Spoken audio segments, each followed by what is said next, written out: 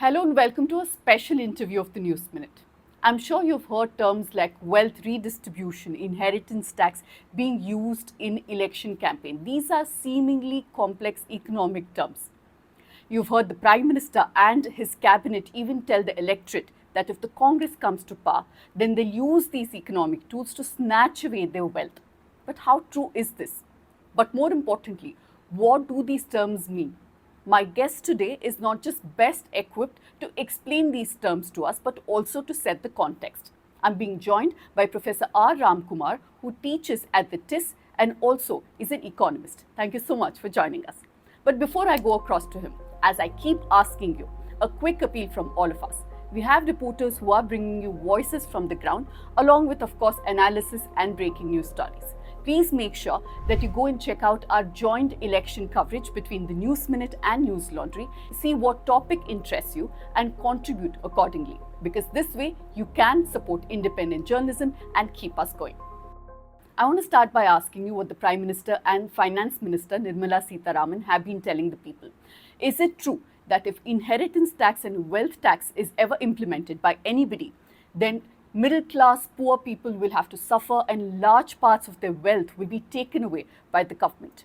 Pooja, I think it is very unfortunate that the present debate on inheritance tax or wealth tax has been completely, distorted by the Prime Minister and the members of his cabinet in ways which do not represent what an inheritance tax or wealth tax actually is or are. To begin with, it's very important to note, I think it has come out very clearly now, that many members of the BJP, including the former finance minister, Mr. Arun Jaitley, former minister of finance, Minister of State for Finance, Jayant Sinha, and many other leaders of the Sangh Parivar had at one point or the other wanted the inheritance tax to be introduced in India to reduce the levels of inequality that we have.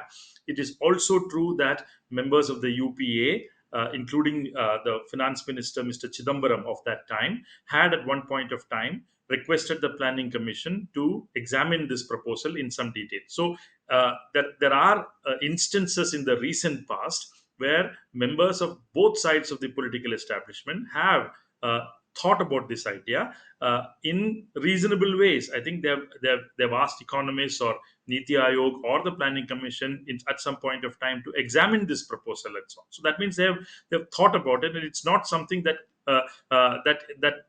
should not be thought about it at all. That is something like a sacrilege to think about. Number one.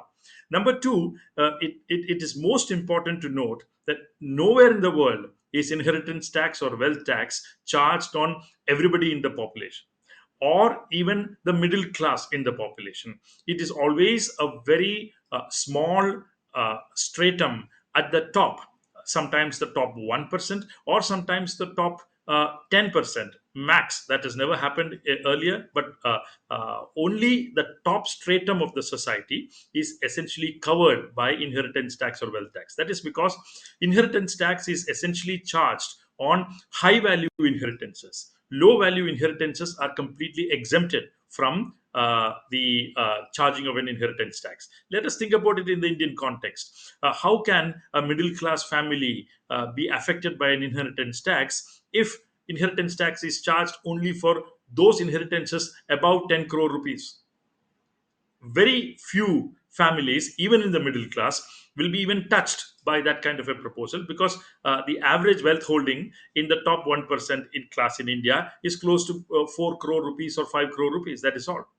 So, not even the top 1% is actually touched. It's only a very small percentage which have inheritances above a significant threshold, which will be ultimately affected by an inheritance tax. So, it is completely a canard to spread that the Mangal Sutra or the hard earned money of the middle class or the poor is being snatched away by this proposal in any form.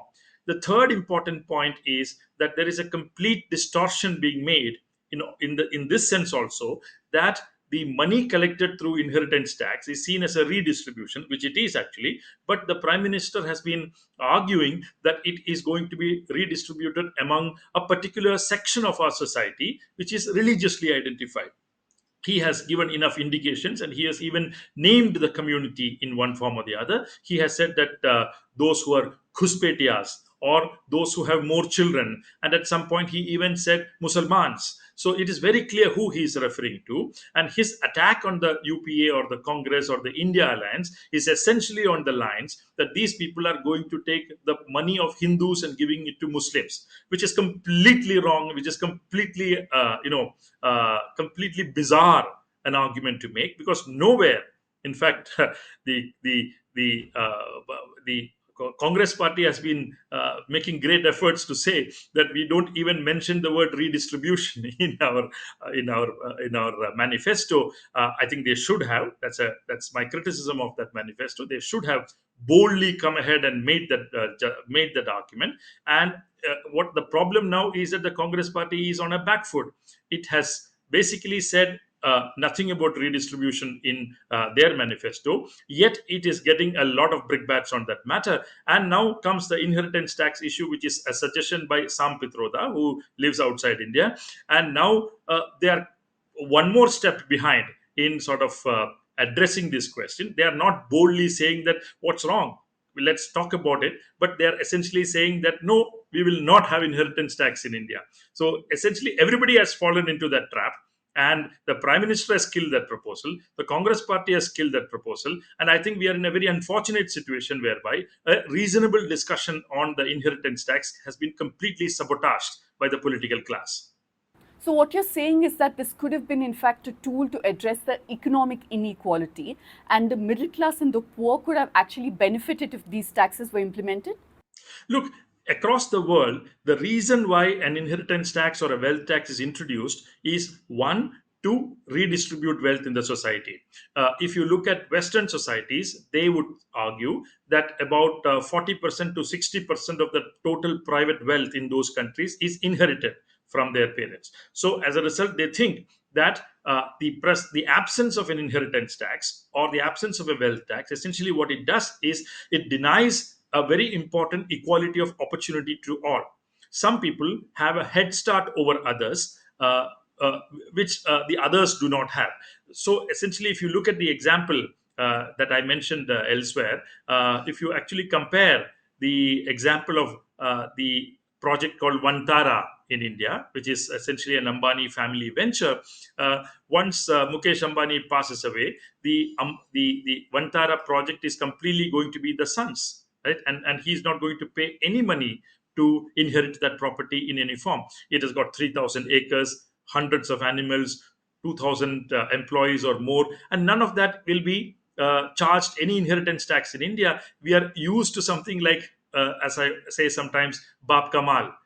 We get our father's property for free. We are used to that kind of a system in India. So we are shocked by any proposal that says, oh, I'm inheriting my father's property, I should pay a tax on it.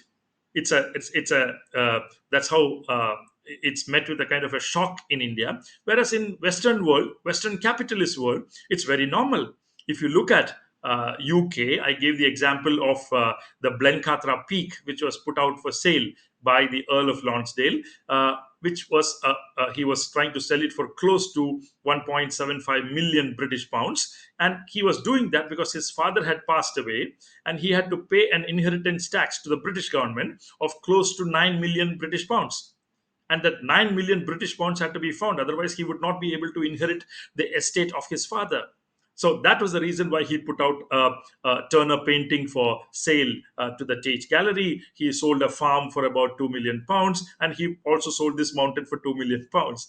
In South Korea, if you go, you have an inheritance tax of 50%, as opposed to the UK, which has a 40% inheritance tax, which this Earl had to pay. Now, in South Korea, the rumor goes, I don't know how true this story is, when the chairman of the Samsung Group, Mr. Lee Kun-hee, died in 2014, the story that went around was that the ventilator support for him was not being taken off for a long time because the air was not prepared to pay a huge inheritance tax of close to 5 billion US dollars to the South Korean government. So these are very normal things that happen in the Western capitalist world or the Eastern capitalist world. Why are we in India suddenly shocked by the idea that you have to pay something to inherit what your father has earned or mother has earned during his or her lifetime? That's because we are used to enjoying what is unearned by us. What is earned by us need not be paid any such tax, but what is unearned by us has to be paid a tax. That is a principle that is applied here. So, number one, inheritance tax helps you to redistribute wealth in the society, particularly when inequality levels are very high. Secondly, inheritance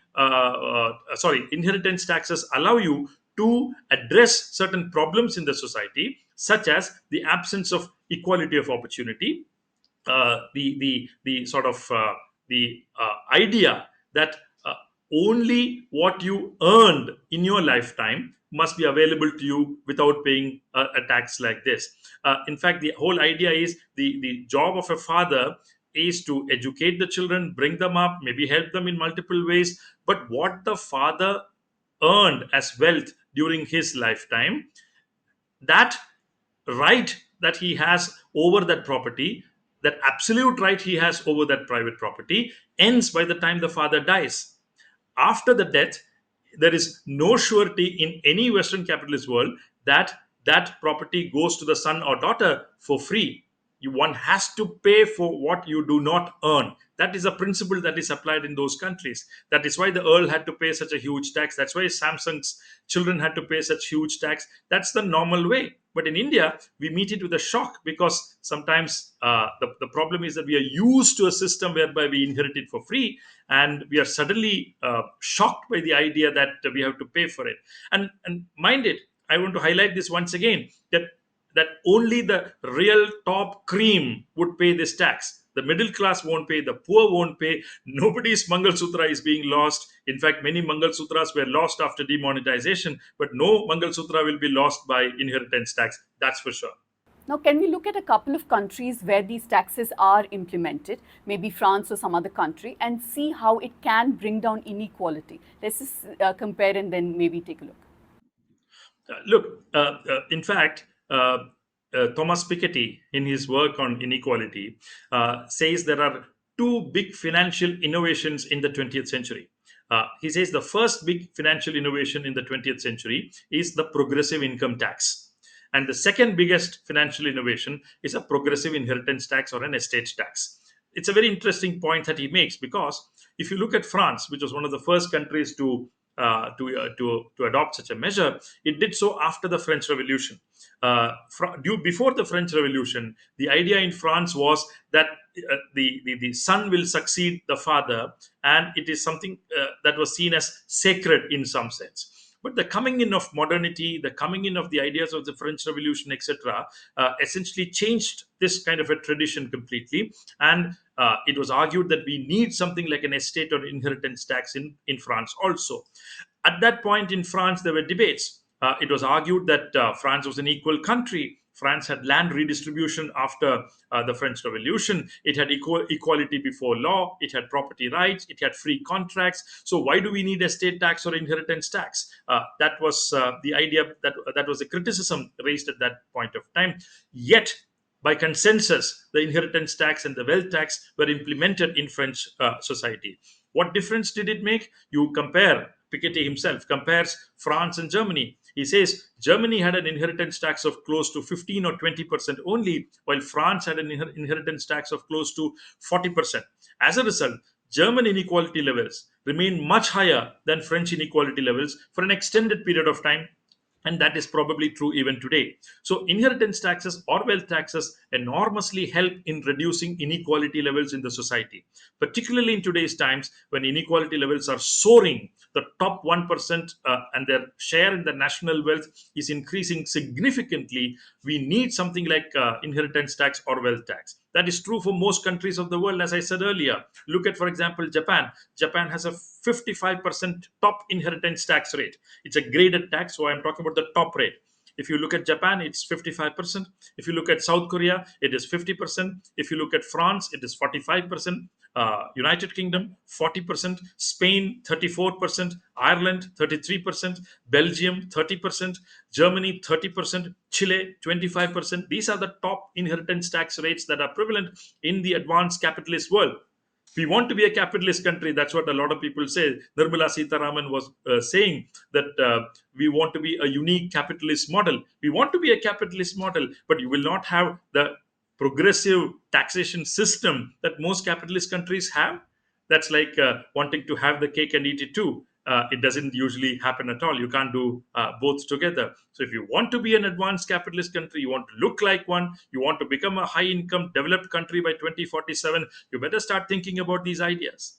But India too is not completely alien to these taxes, right? Because starting 1951 till they were abolished in 1986 under Rajiv Gandhi, wealth tax, death tax in different forms, gift tax even, did exist. Can you tell us in what forms they existed and why they were abolished finally?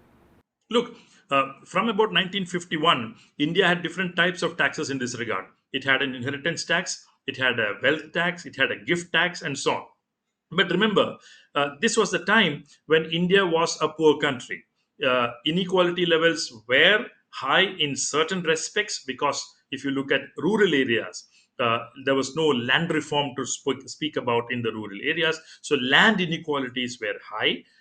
And this was indeed the case. But in urban areas, if you see, we had not our industrial sector was largely based in the private sector public sector. The private sector industry had not begun to grow in the ways that it today has. Our financial sector or the other forms of services sector, construction sector, etc., also had not boomed like it did in the last 2 or 3 decades. So overall inequality levels in India were under check during the period that we are talking about between 1950s and 1980s or so.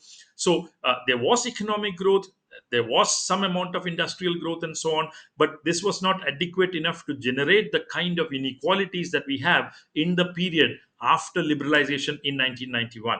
So while we had estate tax, gift tax, inheritance tax, etc., this did not fetch adequate amount of tax revenues to the government. If you look at it as a share of gross tax revenue, the share that came from these taxes was probably less than 1%, and that is often the reason cited for its abolishment. It was also cited that the administrative costs for collecting these taxes are very high. And for all these reasons, it was thought of as appropriate in the 1980s to abolish it, particularly because we had economic liberalization in the offing, and there was enormous pressure from the rich to take out this tax, and it was done to by succumbing to that pressure.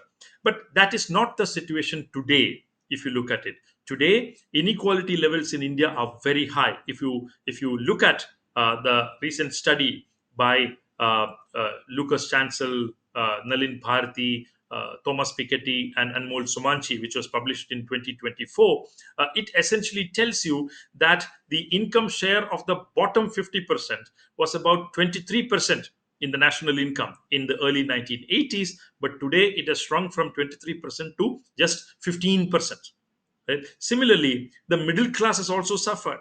Their income share, that is the middle 40%, so to say, their income share was about 46% in the early 1980s. Today, it is about 28% only. So the bottom 50%, their share has shrunk in the national income. The middle 40%, their share has also shrunk in the national income. Whose share has increased? Let us look at the top 0.1%. The income share of the top 0.1% was about 30% in the early 1980s. Today, it is 57%. Right? Income share of the top 1%. I just said 0.1%. Let's take 1%. That was about 6% in the early 1980s. Today, it is close to about 23%. Right? If you look at, for all these categories, if you see, there is an extraordinary increase in the share that they have in the national income. This rise of inequality that you have in the last 20 or 30 years in India is unprecedented. You did not have this between 1950s and 1980s. Today, you have very vulgar levels of inequality. You have the number of billionaires in India soaring. every year, you have such inequality rising. And it also remains true that the foundational reason behind much of this inequality that we have in India are the ownership of land, ownership of buildings, and the ownership of specific types of financial assets and savings. These are the reasons why you have these high levels of inequality in India today. And this essentially translates to the inference that it is the right time to think about a tax which would help you to tap this as a tax revenue source, to tap this as a tool to address this kind of vulgar rise in inequality, and to have some amount of redistribution of wealth in the society. I think there is nothing wrong in thinking about uh, uh, wealth tax, or an inheritance tax in India. Studies have actually shown that this can fetch you significant amounts of income today, and I think it's just apt that we start thinking about this proposal seriously. Now, you say that these taxes are the need of the hour for a country like India, but the fact that Prime Minister Modi, Nirmala Sitharaman, and a whole bunch of BJP leaders have stigmatized these taxes. Can we ever have a reasonable and a nuanced conversation on these things now? Unfortunately, Pooja, the kind of vitriolic response of the prime minister and his members in his cabinet or party have essentially killed the space for this debate for quite a period of time, I suppose. Any debate on or any discussion on the inheritance tax or wealth tax will be given a spin by the BJP or the government in power to argue that this is of this redistribution that is being thought of is of a particular kind. It is being given to a particular community to the exclusion of another community. It is being implemented on the poor and the middle class. All these lies and canards are being spread about inheritance tax and wealth tax, which essentially has destroyed the space of reasonable debate that must exist on such important matters. Economists cannot anymore discuss this without being worried about the kind of spin that the policymakers or a section of the government might give to their proposal. And that's one of the biggest harms done to this debate by this kind of response of the prime minister. It's very unfortunate. In fact, uh, I'll just say something additionally here. In in addition to what I earlier said, if you actually look at some of the work that has happened on wealth tax and inheritance tax in India, I will just cite a study for the benefit of the viewers here, which is a study by Prabhat Patnaik and Jayati Ghosh, which they attempted last year, where they actually argue that a poor country like India, a highly unequal country like India, needs focus on five rights. And that's the kind of debate that they want to enter into to sort of create some space for a reasonable discussion here. They say that we must have right to employment, right to food, right to pensions for the elderly, right to education, and right to health. And they make a detailed calculation in this regard.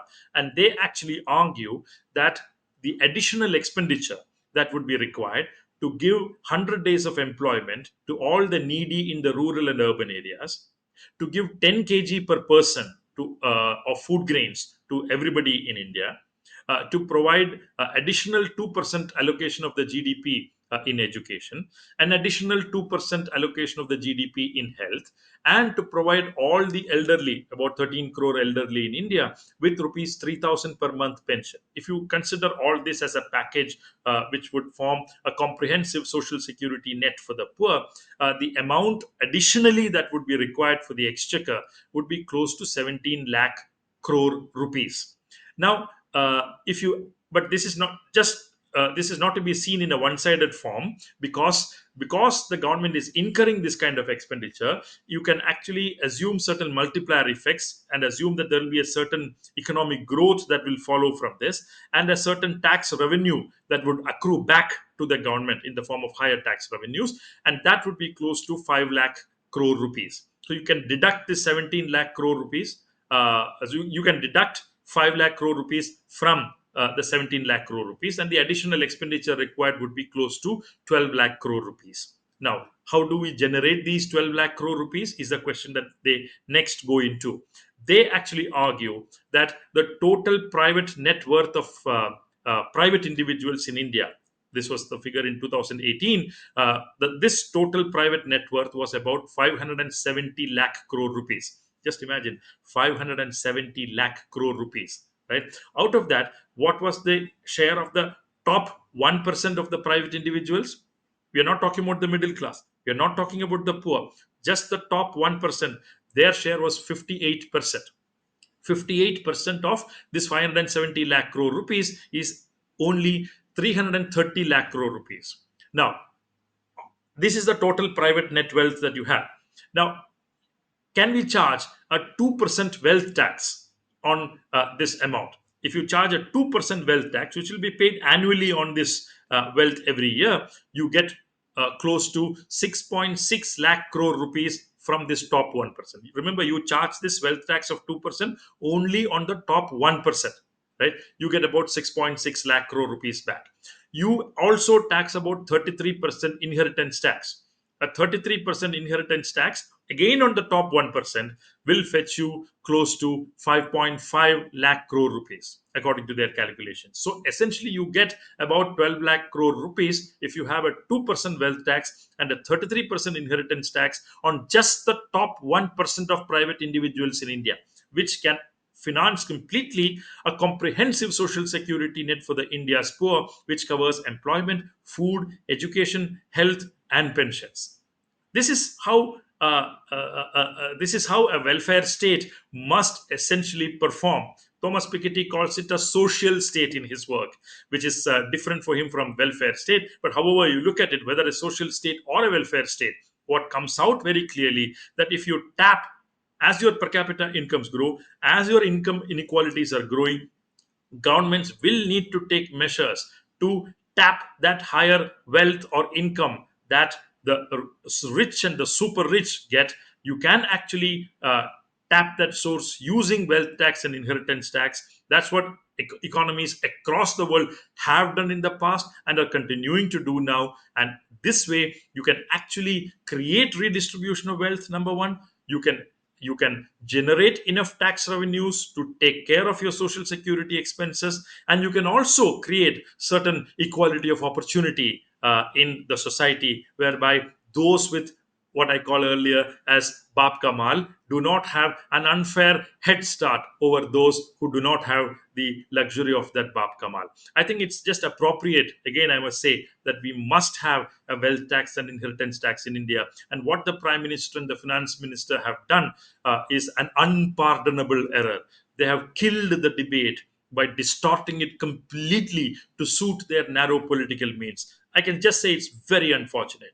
Well, I thank you for this engaging conversation. I think it's very important that economists like yourselves clear up the air when there's so much of rumor mongering and fake news being spread by those in power even. But, for those of us who have joined us today, a quick request that if you want us to continue sane journalism like this, become a TNM subscriber and also contribute to our election fund.